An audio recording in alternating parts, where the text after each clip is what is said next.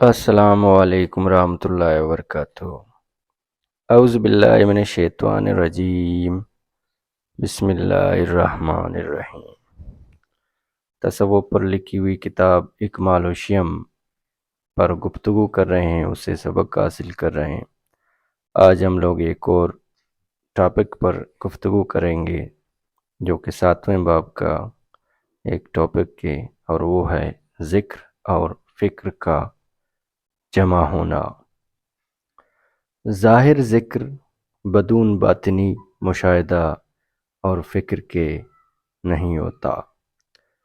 یعنی بندہ سے جو طاعت و عبادت و ذکر اس عالم میں ظاہر ہوتی ہے وہ بدون اس کے نہیں ہوتی کہ بندہ کے اس عالم میں آنے سے، یعنی اس عالم میں آنے سے پہلے اس کی روح کو حق تعالیٰ نے اپنی وحدانیت اور حقائق کا مشاہدہ نہ کرایا ہو، بلکہ جو بندہ طاعت و عبادت و ذکر کرتا ہے اس کی روح پہلے ہی باطنی مشاہدہ کر چکی ہے، اسی کا اثر اس عالم میں ظاہر ہوتا ہے۔ گو اس بندہ کو اس کی خبر نہ ہو، اور وجہ اس خبر نہ ہونے کی یہ ہے کہ اس عالم میں جب روح اس جسم کی مقید ہوئی تو اس جسم کے عوارض کا اس پر غلبہ ہوتا ہے اور اس عالم کے واقعات سے بے خبر ہو جاتی ہے، اور جس کو اللہ تعالیٰ چاہتے ہیں اس کا علم بھی عطا فرما دیتے ہیں اور موانع کو اٹھا دیتے ہیں۔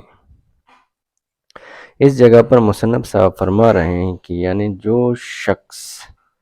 اس دنیا میں اللہ تعالیٰ کی عبادت میں مشغول ہے،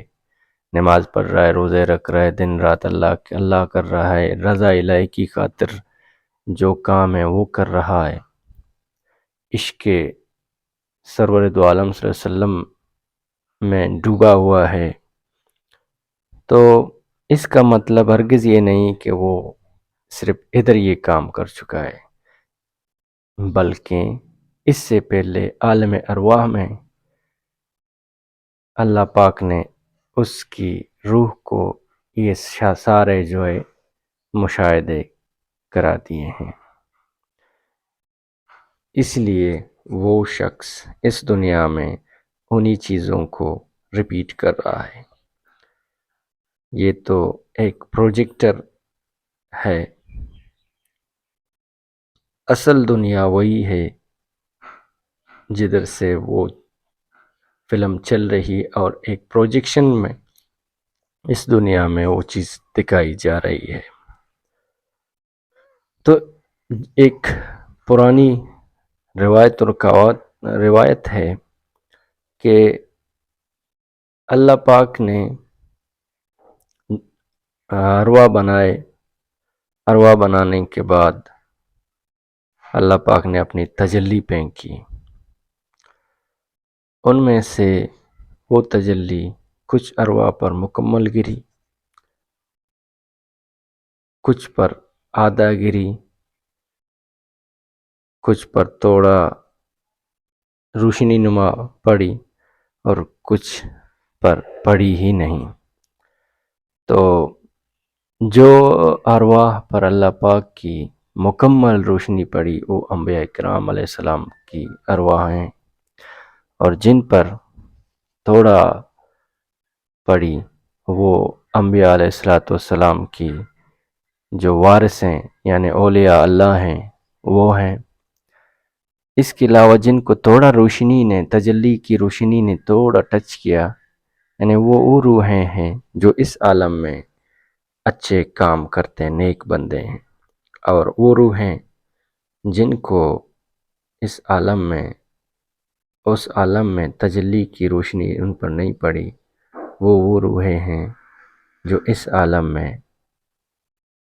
جو ہے نگیٹو بندوں کی ارواح بن جاتی ہے۔ یہ اللہ پاک کا اور ان کے ماں باپ کا ہے محنت ہے کہ جو پازیٹیو رہتا ہے، اللہ پاک کی رضا میں ڈل جاتا ہے، تو اسی حساب سے اللہ پاک اس کے ذریعے سے اللہ پاک نیک بندوں کو اس دنیا میں تخلیق فرماتے ہیں، اور جب نگیٹیوٹی آ جاتی ہے تو اس ٹائم نگیٹیو بندے اللہ پاک تخلیق فرماتے ہیں اس شخص سے۔ تو یہ اللہ پاک کی ایک جبر ہے، ایک راز ہے۔ باقی اللہ پاک اصل رازدان وہ خود ہیں کہ اس فلم کا، اس کھیل کا اللہ پاک کو ہی علم ہے کہ یہ کھیل کیوں رچایا۔ انسان تو صرف ایک کمزور اور ضعیف العلم مخلوق ہے اللہ پاک کی، وہ خود ہی اس کو اللہ پاک نے شرف بخشا ہے، خود ہی اللہ پاک کے حکم سے ہی پھر اپنی معراج تک پہنچ سکتا ہے، اور اس کے حکم کے بغیر وہ کچھ بھی نہیں کر سکتا۔ غرض یہ ہے کہ اس دنیا میں ایک انسان جب معرفت الہی کے سفر میں پہ روانہ ہوتا ہے اور اس سمندر میں غوطہ ہوتا ہے، اس کا مطلب یہ ہے کہ اس کی روح کو اللہ پاک نے عالم ارواح میں یہ سارے مشاہدے کرائے ہیں، جس کو اس دنیا میں ابھی وہ جگہ پہنچا رہا ہے جہاں پر یہ عالم ارواح میں اس کا مقام تھا۔ تو ان مقامات کو حاصل کرنے کے لیے جب انسان اس دنیا میں تگدو میں رہتا ہے تو اسی تگدو میں شروع کرتا ہے، تو اس کو اللہ پاک اسی حساب سے اسباب بنا کر کے اس کے ذہن میں وہ خیالات ڈال کر کے اسی انداز میں اسی راستوں پر اس کو عمل کروا کر اس کو اس مقام تک پہنچا دیتے ہیں۔ تو اللہ کی مشیت، اللہ کے حکم کے بغیر کوئی بھی چیز نہیں ہوتا۔ حدیث قدسی ہے، میرے حکم کے بغیر ایک سوکھا پتا بھی نہیں گرتا۔ تو بے شک ہر چیز کا حاکم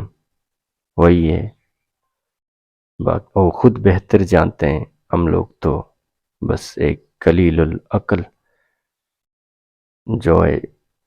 مخلوق ہیں۔ بس دعا کریں ہر وقت اللہ پاک ہم سب کو اپنے ذکر و فکر میں مشغول رکھے اور سرکار دو عالم صلاۃ والسلام کی صحبت نصیب کرے اور اس کی نگاہ میں رکھے، تاکہ ہم لوگ اپنے